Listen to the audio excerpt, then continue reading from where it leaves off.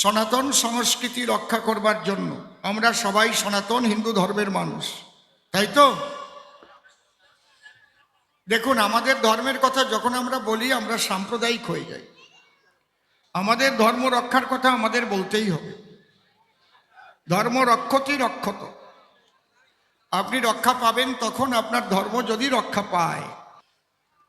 সনাতন ধর্ম একটা সহিষ্ণু ধর্ম, সমস্ত ধর্মকে সম্মান করে সনাতন ধর্ম। আমরা ভারতবর্ষে একসঙ্গে সবাই মিলেমিশে বসবাস করি। আমার সনাতন ধর্মের মানুষ কোনো ধর্মকে অবজ্ঞা করে না, ছোট করে দেখে না।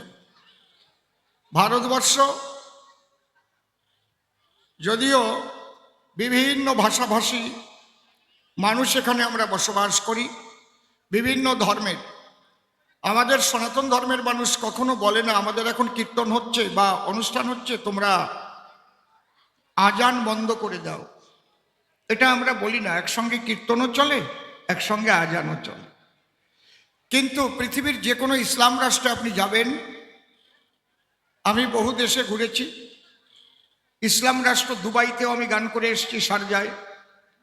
সামান্য বাংলাদেশ একেবারে বাড়ির পাশে, ওখানে গান করতে গিয়ে দেখেছি যখন আজানের টাইম হয়েছে আমার গান বন্ধ করে দেওয়া হয়েছে।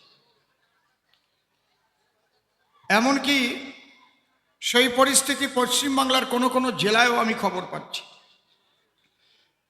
এটা খুবই অশুভ লক্ষণ। আমরা সবাই মিলেমিশে একসঙ্গে থাকব। হিন্দু, মুসলমান, খ্রিস্টান, বৌদ্ধ, শিখ, জৈন, পার্সি, যে যেমন ভাষাভাষী হোক, আমরা ভারতবাসী, সবাই আমরা ভারতবাসী। বিদেশে গেলে যখন আমরা পরিচয় দেই তখন বলি আই অ্যাম ইন্ডিয়ান, আমি ভারতীয়। সেখানে হিন্দু, মুসলমান, খ্রিস্টান, বৌদ্ধ এই পরিচয় আমাদের থাকে না, আমরা ভারতীয়। তাহলে আমাদের ধর্ম সনাতন ধর্ম, আবার আমাদের রয়েছে ইসলাম ধর্ম, রয়েছে শিখ ধর্ম, খ্রিস্টান ধর্ম, সবাই রয়েছে আমাদের। যার যার ধর্ম সে পালন করবে।